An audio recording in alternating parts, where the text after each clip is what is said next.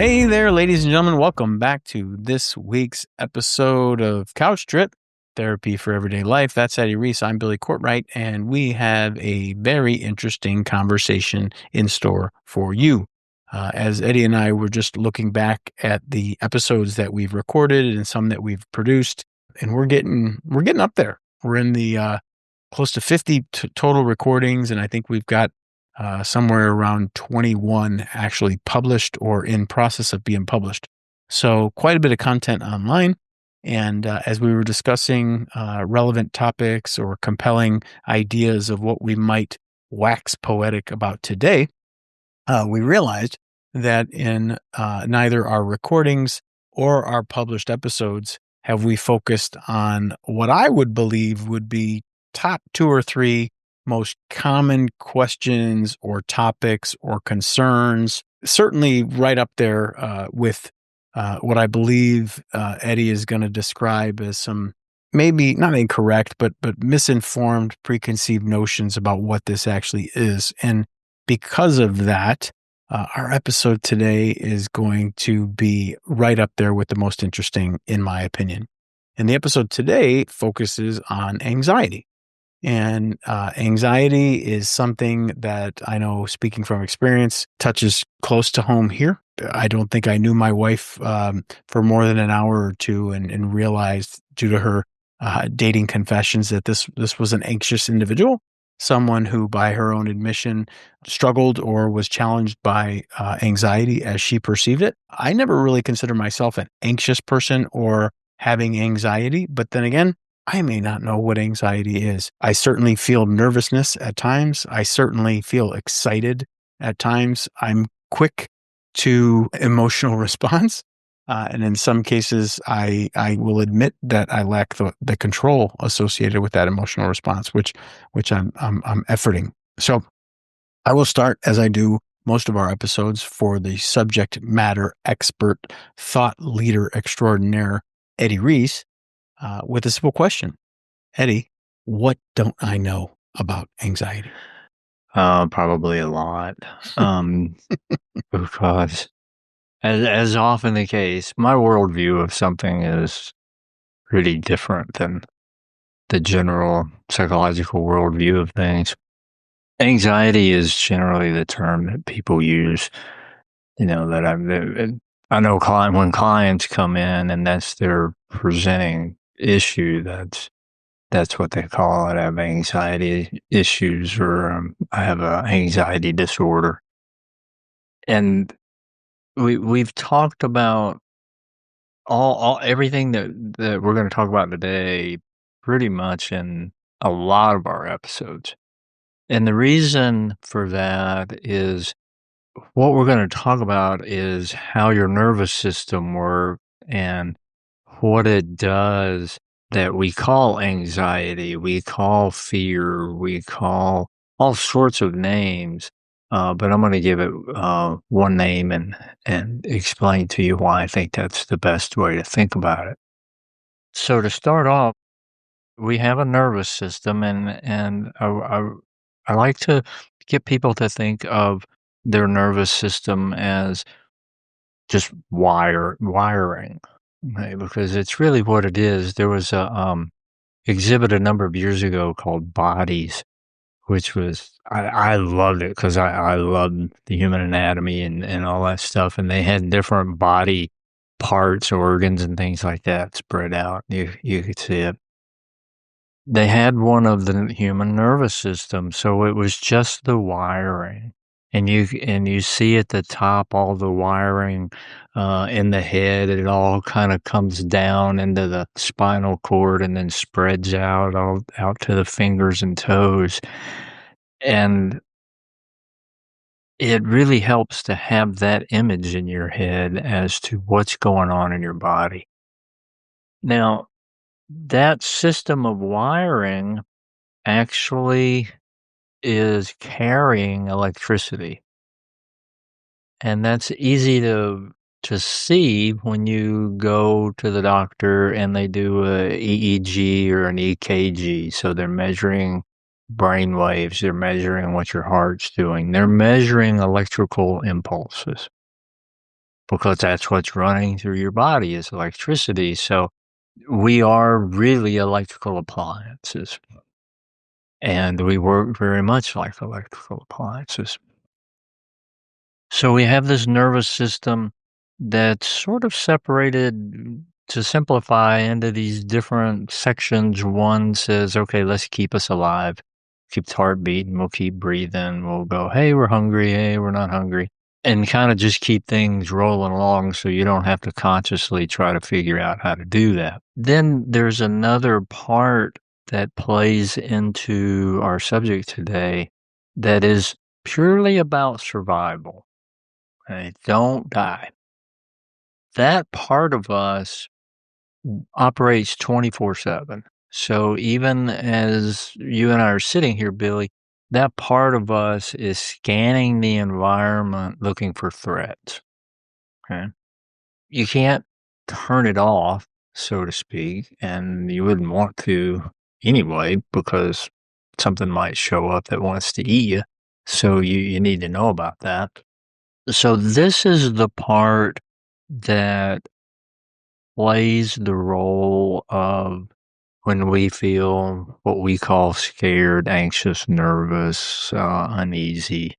This is what's kind of telling us that. Okay? Now, I want you to forget all of those terms of anxious, scared, all that. Just forget all that. Call it feeling threatened. And we feel threatened to degrees, right? So it's not an on-off switch. That threat could be just a little bit, and that might be we're sort of mildly irritated. And if you go back to our anger rage episode, I talk about how anytime you're even mildly irritated to flat out just ballistic, what has happened is something that you and maybe every ounce of you says should not be. Right? The only time we're put off by anything is because we see ourselves as supreme rulers of the universe, and this thing going on over here is not approved by me, and therefore I'm not happy about it. Right? So that triggers this part of our survival instinct. Because if things are not going as planned, then that could be threatening. Right? So if I'm just walking along and I hear something in the bushes, I wasn't planning on hearing something in the bushes that's different than what I expected. That could be a threat. So this part, this survival part, is going to perk up and go, what's that? Okay. So that's feeling slightly threatened. Right? If you look over there and you can't see anything and it's continuing and maybe it's getting louder and sounds like it's getting closer, your threat level is going to continue to go up. So now you're feeling more and more threatened. So there's a couple of main things that go on here that are important. We also have two sort of primary nervous systems. We have a sympathetic nervous system and a parasympathetic nervous system, and the names are kind of confusing as to what I'm going to tell you about.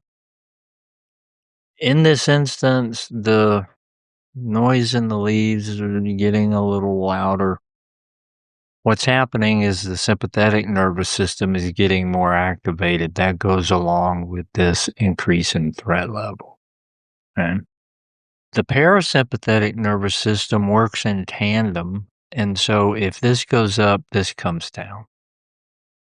If this goes down, this goes up. Right?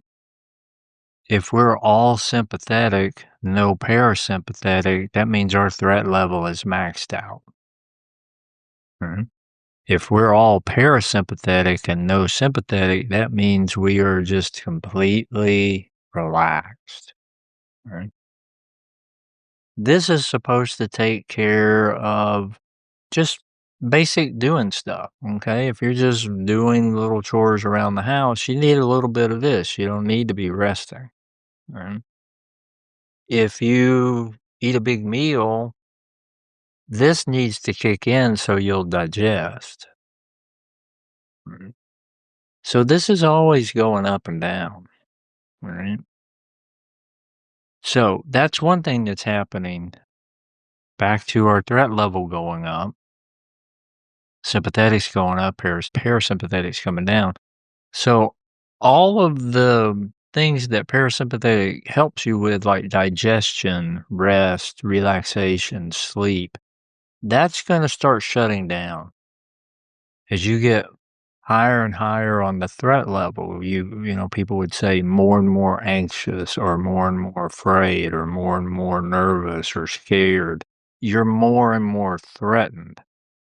The other thing that happens besides this is blood flow begins to be reduced to your frontal lobe. This is where logic, reasoning, those sorts of things come from. Because you're getting ready now, as this goes up, you're going to hit a threshold to where this is gone. You will not think straight. And you're down to I pick 4 options. Some people throw 5 in there, but I kind of mix 2 of them and make it 4. I want things simple. Fight, flight, most of us know. There's also flock and freeze. Okay, so fight, that's easy enough. I'm going to jump into the bushes and fight whatever's in there and try to kill it. Right? Flight is I'm going to determine this is really a big threat and I'm just going to take off. Right? Freeze is what is that? If I don't move, maybe it won't see me. And when you think about it, that's pretty silly. Except for a lot of predators don't see prey if it's not moving. Right? And I learned this and I went immediately to like the squirrels, chipmunks and stuff, you walk up on one and they do this, because they're thinking he doesn't see me. And I've seen hawks come down in our backyard, and one, the most dramatic time, was landed inches from a woodpecker. And that woodpecker turned into a statue. And that hawk never saw him. Looked right at him several times, but did not see him. Okay? And long after the hawk left, the woodpecker didn't move until finally he did. That's our most ancient response to threat, right? Is you just freeze. So we got fight, flight, flock. Okay, flock is I got to get back in the herd. I'm the lone zebra. My threat level is really high. I got to get back in the herd. From a human perspective, I'm really what I think is anxious. I don't know what's going on because I can't think straight. And I need to get in the herd. So that could be you're going to call somebody and tell them what's going on.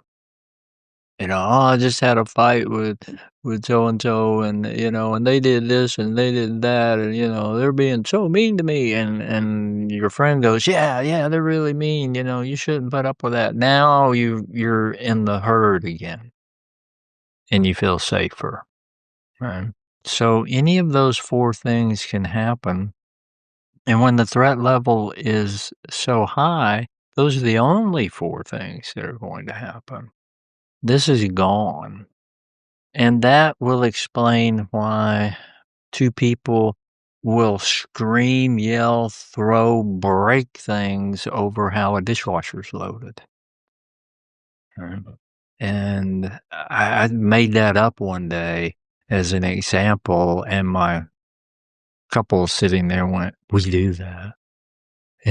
Come to find out, there's a lot of couples that fight over the dishwasher, and how it's loaded. And any fight that you get into with somebody that you really care about, when it gets that big, it's because this is gone. You don't even see the other person as anybody you even care about, because now it's fight, flight, flock, freeze. I mean, I'm ready to overpower you. Right? I'm ready to shut you down as hard as I can, and I don't care what methods it might take. Right. So you'll say the nastiest things. Yeah. And that's because based on what you're saying, my way of being, my way of thinking, my beliefs are being questioned, which I therefore interpret as a threat. Yeah. You interpret that as a threat, and it's a threat that is big enough to get to this threat level. So you say, well, how could that possibly be? I mean, couples come in and go, well, yeah, we have arguments and stuff, but it's always over something little. And I go, no one's ever argued over something little. Never. Right? You only argue over things that are big. So we'll stay with the dishwasher. What in the world is so threatening? What is threatening is a belief that's generally pretty unconscious that I have to stand my ground about how the dishwasher is loaded. First of all, because I know I'm right. I am the ruler of the universe. Okay. So I don't know. This other person didn't get the memo. So I know that this dish goes in here this way. So first of all, I'm right. And if it doesn't go in there that way, it won't get clean. And if the dishes don't get clean, well, I mean, germs, bacteria, now we're throwing food on there. And we're going to eat that, and yeah, we'll all be dead pretty soon. So that's a threat. But really, what the deeper threat is that set people off is I feel overpowered in this relationship in general. Right? I feel like I can't really be who I am. I feel like I don't really have a voice in this. I don't have a say. I don't feel respected. You could go on and on and on about how people are going to frame that, but it's that I feel overpowered. And so I'm going to choose this battleground to not be overpowered no matter what. I've had enough of that. And so that comes out. That's what you're really fighting about. So I'll take couples from the dishwasher to how do you feel in terms of, feeling like you have a say in the decisions in the relationship, and how do you guys, divide that up? And you're always going to hear generally from both of them, they both feel exactly the same way, that I can't really ever say what we're gonna do or how we're gonna behave or what we're gonna buy, not buy, without a bunch of crap from the other person, you know? And so you feel beaten down enough to where you go, here's the line. This dish is going in here this way. If it won't go in there this way, I'll just break it. That's how this threat level works. So if you look at what you're doing from this perspective, now you have all kinds of ways to change it, right? So it's not about they're overpowering me. It's not about they're being mean to me. It's not about they're trying to control things. It's about this situation has jacked up my sympathetic nervous system, shut down the parasympathetic. I'm losing control of my frontal lobe. I feel extremely threatened. And if you could actually say that somewhere along the way, you go, oh, I can feel this going up. then you might be able to catch yourself before this is completely shut down and go, oh, I'm feeling that threatened thing again.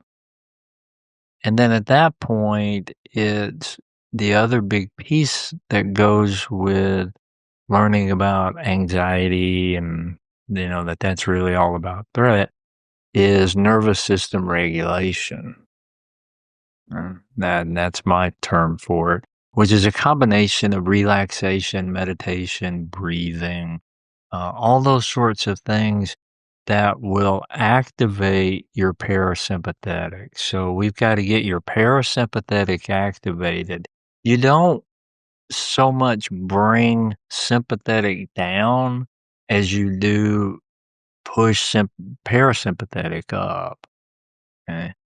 So one quick way to begin to do this is to exhale with sound. So push air out of your body and make sound with it. So, and keep pushing because you have stale air in your lungs all the time. None of us exhale like I just did. All right. So you got to, that helps, but you still got a lot of stale air in there. Stale air in your lungs is like stale water. It turns putrid. Right? You got to get that out because that in itself raises your threat level a little bit. I can't get enough oxygen. Right? My lungs are supposed to pretty much fully clean out and take a lot of clean air in, but if the tank's partially full, it's not going to take in as much. Okay, so do that, but what you're really doing is you're giving your position away. This threat level isn't looking at what's going on and going, we're fighting about the dishwasher, because this part of your nervous system doesn't have language in the way I see it. So it's not going, oh, we're fighting over the dishwasher. It says there is an imminent threat to my life right now, which means something is either out to kill me or eat me. Right? That's pretty much it. That's all that there is out there and, in the wilderness. Kill or be killed, eat or be eaten, one or the other. You're food for somebody. Okay. My wife and I are planning a trip to Tanzania, and we were reading about it, and it was one of the places we were going to stay, and it says, if you want to go out of your tent, or I think it was a tent, after dark, please let one of the guides know and they'll accompany you. Okay. Because I don't want to get eaten. So, it's like, yeah, all right, good idea. But my threat level would still probably be up here because what if it's 3-on-2, and really it's not 2 because I'm not useful. In that situation, I'm just going to scream. So it sees that threat as imminent death. So if you exhale with sound, you've given your position away. Now, in a real situation, you wouldn't do that. If your life was truly in danger, one of those lions staring me down and licking his chops, I'm not going to go because I've made noise. The lion can hear where I am, and I've exhaled, and an awful lot of predators work more off of smell than they do sight or sound. So they can find me from either one of those. So if I do that, what I've actually done is I have directly, without any words, because your nervous system doesn't understand language, said, I'm safe. Right. Which will kick this up, but only a tiny, tiny bit, because what's going to happen since we're all fairly anxious people, and if you're really jacked up and this threat level is really up, you got a long way to come down. So I'm safe. Your nervous system, well, yeah, but you're not now. Do it again. Do it again. You may not have to, you don't need to push as hard every time, but drop your shoulders. A tensed muscle that doesn't need to be tensed is a direct message that I'm under a threat. There's no other reason my shoulders would be up here other than I feel threatened. Because if that lion's looking at me, he might take that big paw and just try to whack an arm off if he slaps at me. So if I can make myself smaller and I tense up this muscle and it does, maybe I can slow the bleeding enough. Okay. So I can go, it's just a flesh wound, for those of you who watch Monty Python. That's right. That's right. So the shoulders drop. If you're listening and you're not talking to me, if you're not talking right now and you're listening to us, I'll bet your tongue is on the roof of your mouth. Guilty there, Billy? As charged. Yeah. We just do that. Why do we do that? Because most of the time we feel at least slightly under a threat. And if you put your tongue on the roof of your mouth, one is you're tensing a muscle. Okay. Two is you're restricting airflow. You can't breathe it all through your mouth. And we're also taught in our culture to keep our mouths closed, okay, for some bizarre reason. And so you're going to hit your tongue up there. You're going to close your mouth, which closes these muscles. And they're now flexed. And now threat levels going up. Most of us have probably a deviated septum to some degree, and we don't get full airflow through our nose anyway. And so we're not getting enough oxygen. So again, the threat level's going up just by doing what we normally do. So if no one's around, kind of cartoon, just let it go. And it's funny, if you've got time, do that and just see, first of all, if you'll even notice when you close your mouth. Chances are you won't even notice you did it. Right? And you'll close it pretty quickly and don't force it open. Now you're doing the same thing in an opposite direction. It's just let it fall. Let your tongue fall. If you get relaxed enough, you'll discover, if you don't already know, your tongue's longer than your jaw. And it'll hang out a little bit. Like that. Let that relax. Then you can let these go. And then just teach people, relaxation till you can get all of your muscles that you're not using to let go. That's how you talk to your nervous system. So techniques that are someone telling you to relax or someone telling you to take a deep breath. Well, first of all, they go, take a deep breath. Well, that's the last thing you need to do because, first of all, you can't because your lungs have air already in it. Exhale should be the very first thing. Then you can take a deep breath. So push the air out as hard as you can. And if you do that, you stop the recording for a moment and really push. I mean, push and push and push and push, and you'll just feel like you can't get any more out, but keep pushing.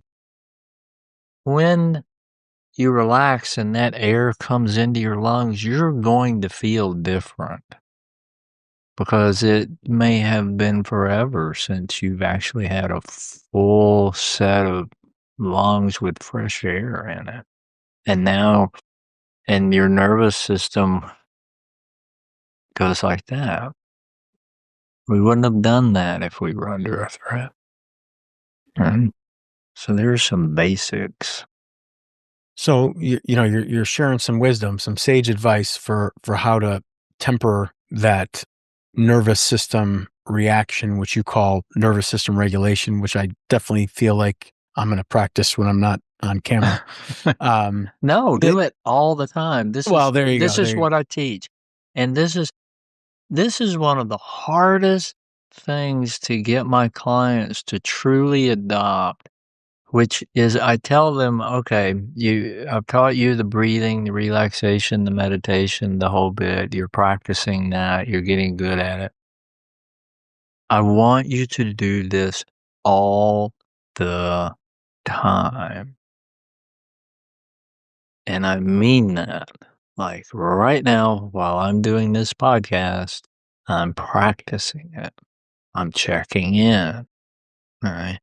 I'm letting go of things. I'm noticing, oh, that's doing this.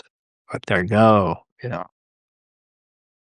Breathing a little bit more into my belly, getting that involved all the time. Now, nobody's ever going to do it all the time, but you can train yourself to remind yourself to do it. And in the beginning, what you will learn more than nervous system regulation is kindness. Because what happens is somebody goes, okay, yeah, I'm gonna learn to do this all the time. They'll come back and I'll say, so how did it go? How well did you remember? Oh God, first day, I didn't even think about it until I went to bed. Right. When you did think about it, tell me what went on inside your head. Oh, I was like, oh my God, I didn't even do it any part of the day. What is wrong? I said, you beat yourself up. Mm. Yeah. That's not nervous system regulation. Now you're jacking your threat level up because your nervous system hears this. Ah.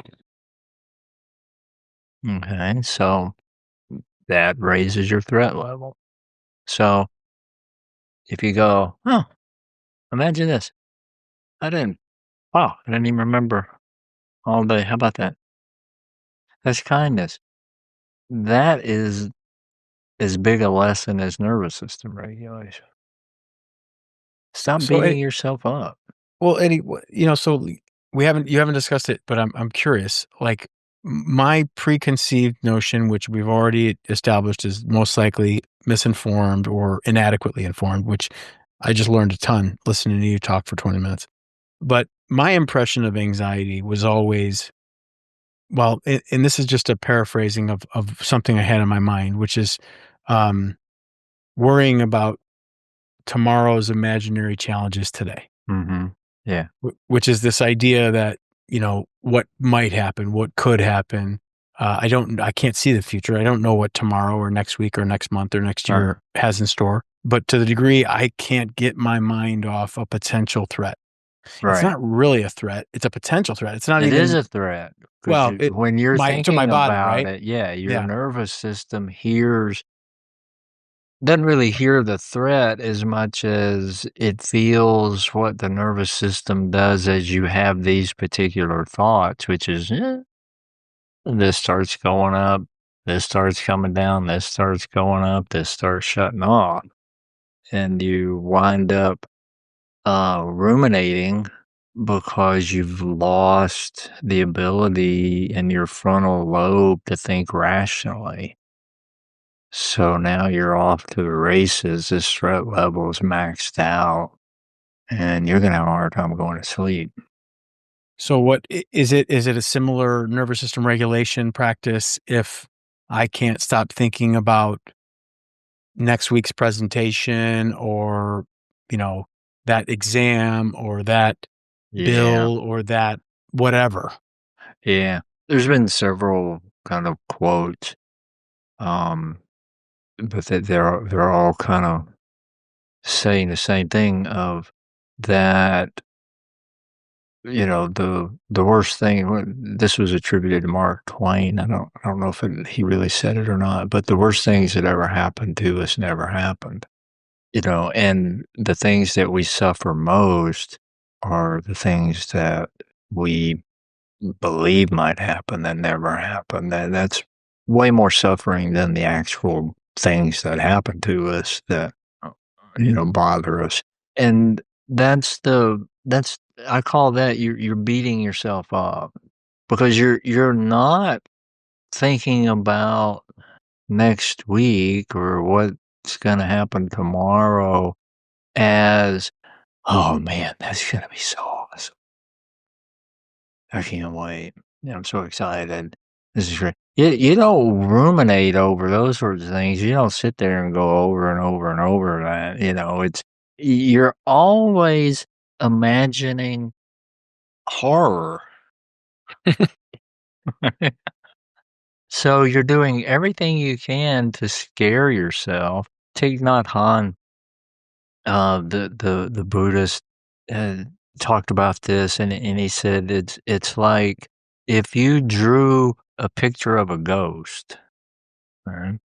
And you looked at the ghost, and then you started seeing that ghost as being real, and you were afraid of it.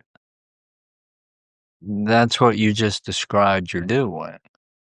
You're just drawing these ghosts, and then they become real, and then they're like Pac-Man. They're following you all over the place, and they're scaring you to death. You drew them. Okay, first of all, they're not real. Second of all, you can undraw them. Okay, you could have drawn anything in the world.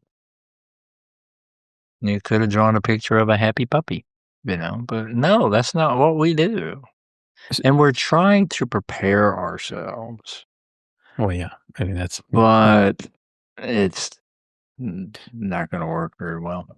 So I've got a question for you. If I'm feeling anxious, worried, stressed, overwhelmed, I can't get it out of my head. The practice of audible exhale, meditation. I'm doing what I can when I can, but I'm constantly finding myself in a tense, heightened state of alert. Yeah.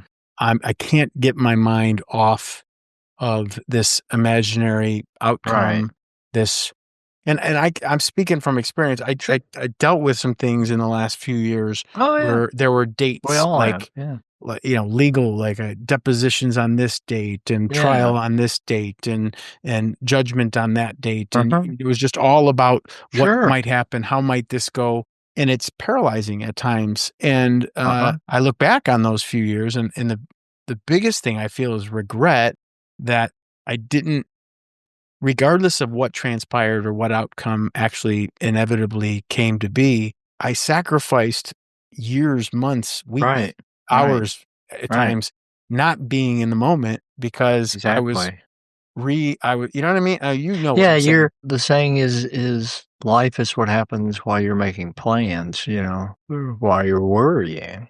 And so it's a good example when you say, and I can't get my mind out, I can't. There's your ghost. Okay? Because yes, you can. Yeah, well, that's the limiting belief, right? Like that's the issue. So you tell yourself you can't, well, you can't.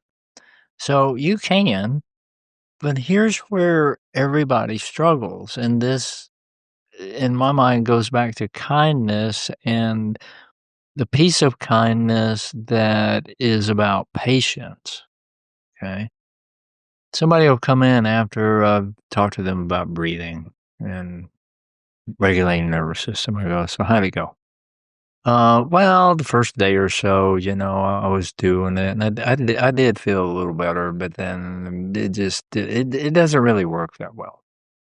Okay.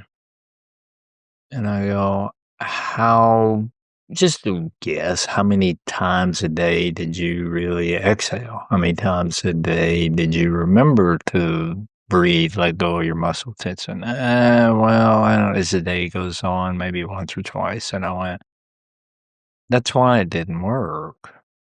Because if you fully exhale, let's say your stress level is maxed, you feel fully threatened, okay?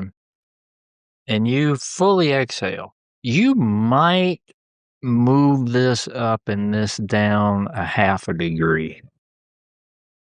Okay. So you're not going to feel any significant difference. And so this is where where your problem lies is in your mind. And this is true for so many people I've talked to about anything. Something didn't work because it wasn't instant, it wasn't perfect, and it wasn't permanent. I have a friend who's got some back problems, and he finally went and got a massage, and he's had massages before, but he went and got a massage, and I said, "So how was a massage?" "Oh, it really helped." He said, "But that's temporary." Really kinda meaning, so it didn't really help because my back's gonna hurt again. And I'm like, "Of course it's temporary. It's like flossing." You floss your teeth. Did it clean your teeth out? Yeah, pretty good. But that's temporary. Yeah. So if you're gonna keep using your back, you're gonna have to keep getting massages. Yeah. That's how I feel about Nah. yard work. Yeah, I mean, it's temporary. I mean, you go out, yeah, you cut the grass, it's temporary. You're gonna have to cut it again. So you've got to begin to notice how brutal you are to yourself with these sorts of things. Like, it didn't work.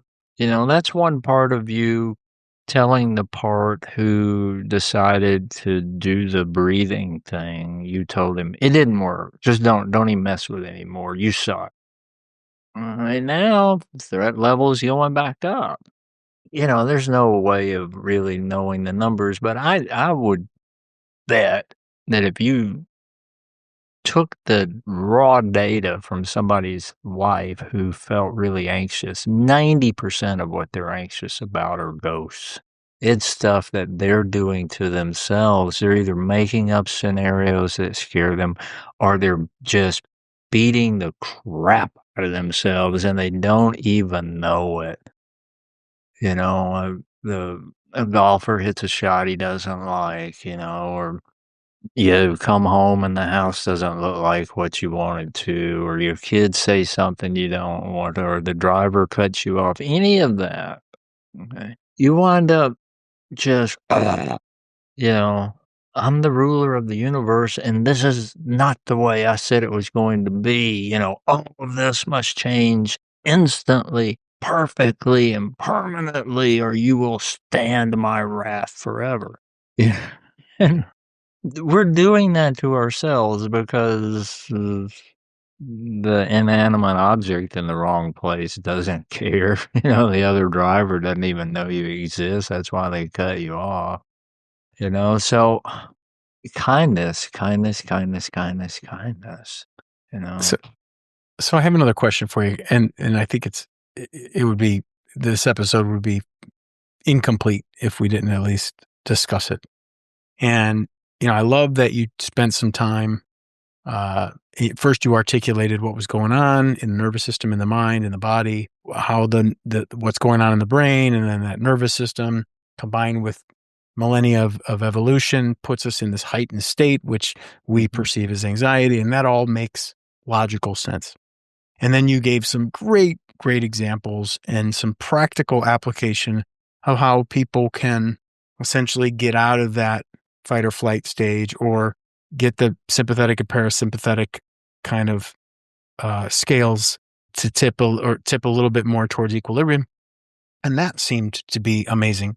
But the reality is, at least how I perceive it, based on the people I know, that a lot of folks were thrown a prescription when they claim to have anxiety. I don't know. I have no reason to believe they weren't given some practical application, exercise, meditations, whatever They the case. generally aren't. But they were definitely given a script, right? So first of all, any opinions you've got on that as the solution would be interesting. But more importantly, chemically, what's going on? Why is it easier to prescribe than to solve? Well, in general, it's easier to give somebody a pill, and we're taught that the pill will cure it. The pill will be instant, permanent, and perfect. Mhm. But what in terms of, should I take a medication for it? Maybe, but let's try all of these things I'm going to teach you first and see what happens. Because even if you took a medication that did lower your sympathetic and raised your parasympathetic to some degree, you're going to continue to beat the crap out of yourself. You're going to continue to really obsess over worrying and drawing ghosts and scaring yourself. That will continue. And we tend to want to feel normal. What we don't understand is if you're a highly anxious person, your normal is highly anxious. So it'll sound odd, but if we said, okay, here, take a milligram of Ativan and you take it and you go, oh, feel a little more relaxed. That's not going to feel normal to you. And if something isn't normal, then it means we have turned and gone down another path that we're not familiar with. So, an example I use when I'm talking about all this is we're very routine based people.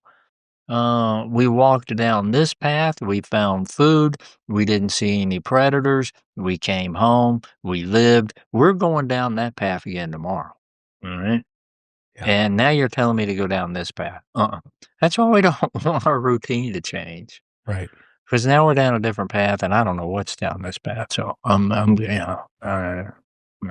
So if I'm feeling better because I got some Ativan in me, I'm also going to be going, something ain't right. Right. And I'm going to have to create that mess Interesting. again. Right. So, yeah, what do we do? So, yeah, this is a lot more complicated than, I'm laying it out, but not complicated. There's more to it than just what I'm talking about. There's Fair a lot enough. more. Yeah, there's a lot more to it. There's a lot more you can do, but these are the basics. Start with the basics, and the solution to anxiety, to threat, is nervous system regulation. Let's change this. And then kindness. Quit drawing ghosts. Yeah. Just stop. What I find completely brilliant and captivating is the fact that we've identified through your wisdom that a lot of what's going on is instinctive. I'm not sure how to say that exactly. When you Mm. discuss the difference between sympathetic and parasympathetic, the parts of the body that Yeah. still think there's a wildebeest or a saber-toothed tiger around the corner. Not the wildebeest. The wildebeest is going to Wildebeest foods, man. Yeah, I'm that's right. going That's after right. that. Yeah. You don't need to be faster than the saber-toothed tiger. You just need to be faster than your The friend, guy right? next to you. So yeah. So, but again, there's a lot of, I guess the kindness for me starts with we're pre-wired for this. It's not. Yeah. Oh, yeah. It's not exactly Yeah. a choice that was made. We likely probably got down a rabbit hole where it Right. became our a mechanism to cope or Yeah. to survive, but now it's probably a little more counterproductive than Yeah. had we had to dodge the bear or the tiger or the Yeah. lion or the Our nervous system is the reason we're here. The survival mechanism that we're talking about is the reason we're here. We survive as a species. And so again, you're not going to turn it off, but overall, the vast majority of us, certainly me, I'm a lot safer than my ancestors and ancestors before that and before that and before that, but I have the same nervous system. So again, it doesn't make sense to me that I have really nothing to worry about. Most dangerous thing I do is drive. Other than that, well, except I'm getting older, so don't fall. That's, so going up and down stairs, be careful. But there's nothing's trying to come eat me. There's nobody trying to kill me. So But my nervous system, I think, has not had enough generations of that. And I haven't learned well enough to stop drawing so many ghosts to where, would be, this would just be my normal thing. Yeah. Well, again, this has been a captivating and compelling line of conversation. We could probably talk for another episode or more on it. I think it's important that I let you echo the sentiments that we've echoed in the past, which is, we're not here to judge or to inform anyone based on their current state of how they feel anxious or if they're dealing with anxiety, either in their opinion or the opinion of their therapist or doctor. But the reality is that if some of our listeners are listening to this episode or watching us on YouTube and they're sitting there thinking, this is something that I've been tolerating, would like to be free of. Eddie's not suggesting, I don't believe, that you try to handle this all on your own. No. We'd absolutely love for you to seek, some counsel from someone nearby that Eddie could certainly finish this statement, but let's just make sure that our listeners and viewers know that if they're suffering from or challenged by a heightened state and anxiety is how you perceive it, worry, angst, fear, uncertainty, all those things. What's your advice to those people that are thinking right now, either driving or walking down the street? Well, you can get started. You can do that. You plenty of places to learn about relaxation, meditation, but you're going to need the counseling to help do a dive into your belief system and how you beat yourself up and how you scare yourself and how it comes about. You don't want to just work on reducing this because, like I said, that wouldn't be normal if you succeeded pretty well, because now you're going to scare yourself even more. So it's this part too that you've got to get some help with, and you're not going to be able to do that on your own. You got to get somebody who knows the neighborhood and walk you through it. Yep. Well, ladies and gentlemen, this has been another outstanding episode of Couch Trip Therapy for Everyday Life. This episode or any of our episodes was intriguing or compelling or appealed to you in any way, please come back. Make sure you check the links. We're going to include some links to some opportunities for you to seek some professional counsel nearby. We'd also love for you to reach out privately or right here in the comments to ask us a question or see if we can't help you ourselves. But ultimately, if one person after listening or viewing decides to drop the stigma and go seek some professional help for enlightened mental and emotional well-being, that would be absolutely outstanding, at least in my opinion. So we appreciate you. We'll keep coming back week after week with therapy that we believe makes sense. But Eddie, I'll let you have the final word. Just thanks, Billy, and keep breathing, folks. There you go. The message of the day: keep breathing. That's going to be in the show notes. Breathe in and out. Make some noise. That's a good one. Give away your position and watch your peace restore itself. This has been fun. All right, ladies and gentlemen, that is Eddie Reece. I'm Billy Courtright, and this has been another episode of Couch Trip. Bye for now. All right. Thanks, folks. See ya.